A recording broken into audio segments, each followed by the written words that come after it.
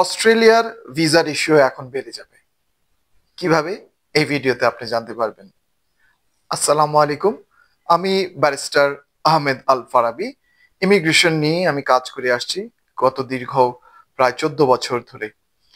আম, আজকে যে বিষয়টা নিয়ে একটু আপনাদেরকে বলতে যাচ্ছি যে বেশ কয়েকদিন আগে আমি একটা ভিডিও দিয়েছিলাম যেখানে বলেছিলাম যে ইন্ডিয়া থেকে কেন আমাদের ভিসা ইস্যু হবে। আমাদের এমবিসিস আছে, তারপরেও ইন্ডিয়া থেকে কেন হবে।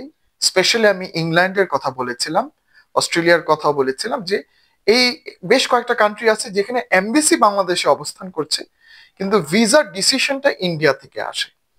তো এই জিনিসটা আমরা বহুদিন ধরেই, আমরা যারা ল প্র্যাকটিস করছি, স্পেশালি ইমিগ্রেশন ল, তারা বিভিন্ন সময় এর আগে যে গভর্নমেন্ট ছিল তাদের কাছেও রিকোয়েস্ট করেছিলাম। ইংল্যান্ডের থেকে আমাদের ব্যারিস্টার কলিগসরা রিকোয়েস্ট করেছিল যে কেন এটা হবে।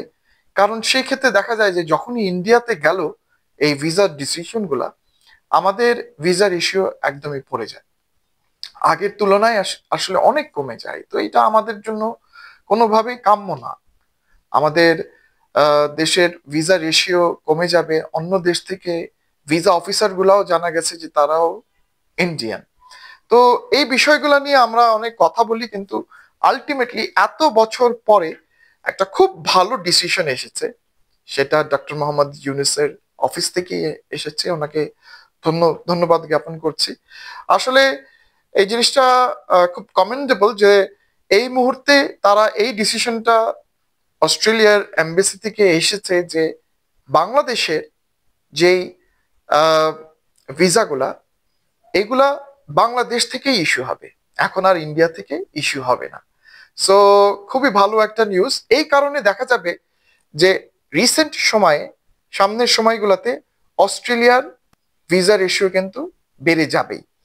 কারণ দেখেন, বাংলাদেশের পারিপার্শ্বিক অবস্থা সবকিছু কিন্তু একজন বাংলাদেশে থাকা অবস্থায় কোনো একজন ভিসা অফিসার বুঝতে পারবে। যেরকম আমরা অনেক সময় ক্যাশে ডিল করি, ব্যবসার কাজগুলো ক্যাশে ডিল করে ফেলি।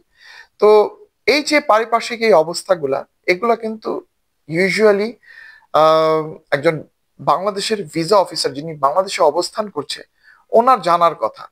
তারপরে আমরা জমি জমার কাগজ যে কি কি দেই এই সম্পর্কেও তারা ট্রেইনড আপ থাকবে।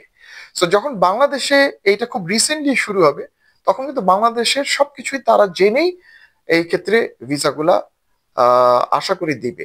তো আমার কথা হচ্ছে গিয়ে, যদি অস্ট্রেলিয়ার ভিসার জন্য আপনি দাঁড়াতে যান, অস্ট্রেলিয়া কিন্তু আগে থেকে যদি আপনার ইনভাইটেশন কেউ দেয়, খুব সহজেই ভিসা হওয়ার সম্ভাবনা কিন্তু থাকে, এবং এটার রেশিও আরো বেড়ে যাবে। মাঝখানে বন্ধ করে দিয়েছিল ইনভাইটেশন দেওয়ার ক্ষেত্রেও, খুব রেস্ট্রিকটিভ ছিল এগুলো। আসলে মেইন হয়তোবা যারা অস্ট্রেলিয়ার ভিসা রিলেটেড আছে, যারা অস্ট্রেলিয়ান অফিসিয়াল ভিসা যারা কাজ করছে, তারা হয়তোবা বুঝতে পেরেছেন যে না, আসলে বাংলাদেশিদের ভিসার ইস্যু কমে গেছে।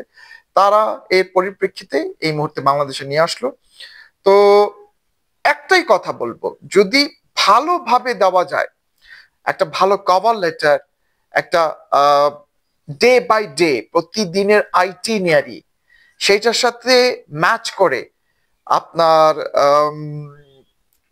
হোটেল বুকিং, এমনকি এয়ার টিকিট বুকিং, এই জিনিসগুলো যদি দেওয়া যায় প্রপারলি একটা এক্সপিরিয়েন্সড ফাইল করে, তাহলে আশা করি এটা রিফিউজ হবে না ইনশাল্লাহ। এবং বাংলাদেশে থাকলে এটা আসলে আরো বেটার হবে, এবং আস্তে আস্তে এটা বেড়েই যাবে। তো আসলে একটা ভিসার ক্ষেত্রে আপনারা জানেন, আমি সবসময় বলে থাকি, যদি ট্যুরিজম হয়ে থাকে তাহলে প্রিভিয়াস ট্রাভেল হিস্ট্রি করবেন, আর যদি ভিজিটর হয়ে থাকে তাহলে সেখানে ইনভাইটেশন দিয়ে হয়ে যায়। এবং শুধু ভিসার ক্ষেত্রে কিন্তু একটা জিনিসই ডিপেন্ড করে না, প্রিভিয়াস ট্রাভেল হিস্ট্রি আর ব্যাক টাইজ খুব ইম্পর্টেন্ট। ব্যাক টাইজ, আপনি ফেরত আসবেন কিনা, একজন ভিসা অফিসার দেখে যে আপনি ফেরত আসবেন কিনা, এই বিষয়টা যদি সে স্যাটিসফাইড হয়ে যায়, সে কিন্তু ভিসা দিবে। তো আমি বলবো যে আপনারা যারাই মনে করছেন যে 2-3টা কান্ট্রি ঘুরে আছে, অস্ট্রেলিয়াতে যেতে যাচ্ছেন, আপনারা শুরু করে দেন।